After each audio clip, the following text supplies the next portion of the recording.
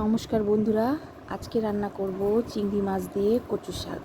এটা একটা বাঙালির প্রিয় পদ বলতে পারো।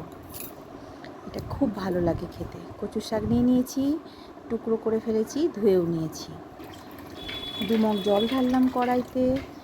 এবার কচু শাকগুলো সিদ্ধ করে নেব। দেখো দিয়ে দিলাম, ভালোভাবে নাড়াচাড়া করে ঢাকা দিয়ে দেব। ঢাকা দিয়ে দিলাম।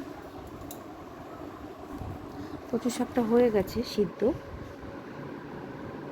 ভালোভাবে নেড়ে চেড়ে দেখে নিতে হবে। দেখো সিদ্ধ হয়ে গেছে।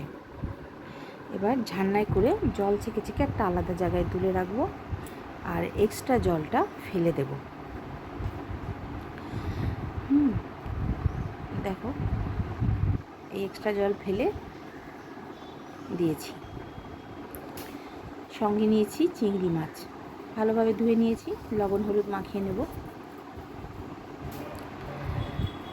এটা পরে ভাজবো। এবার কড়াইয়ে তেল দিয়েছি,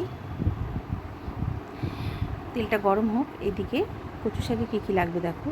একটু বেশি করে রসুন, 5 থেকে 6টা কাঁচা লঙ্কা আর একটা বড় গোটা পেঁয়াজ। তেল গরম হয়ে গেছে, চিংড়ি মাছগুলো ভেজে নিচ্ছি।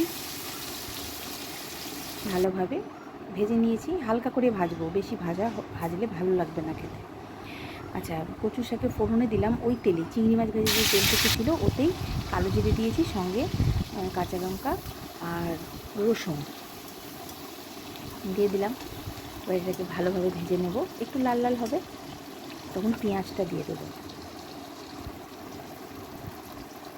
পেঁয়াজটা একটু হালকা ভেজে কচু শাকটা দিয়ে দেবো।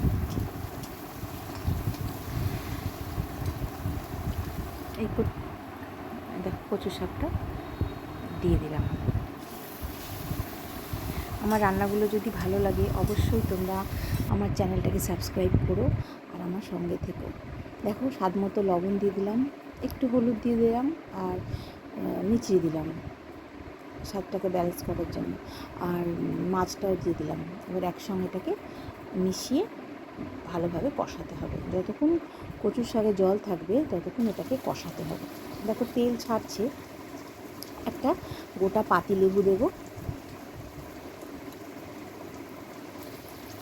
পাতিলেবুটা দিলে খেতে আর একটু স্বাদ হয়, ভালো লাগে, আর গলা ধরার ভয়টাও কম থাকে। দেখো ভালোভাবে চিপে নিলাম। এই রান্নাটা যদি ভালো লাগে অবশ্যই একটা লাইক করে, কমেন্ট করে, আর চ্যানেলটা সাবস্ক্রাইব করে আমার পাশে থেকো। আর পাশে থাকা বেল আইকনটা অবশ্যই প্রেস করে দিয়ে, যাতে আমার ভিডিওগুলো যখনই আমি ছাড়বো সবার আগে যেন তোমাদের কাছে গিয়ে পৌঁছায়। দেখো জল ছেড়ে গেছে, মানে জল শুকিয়ে গেছে। কচুর শাকটা পুরো রেডি। আজকের মতো এইটুকুই। Bye bye.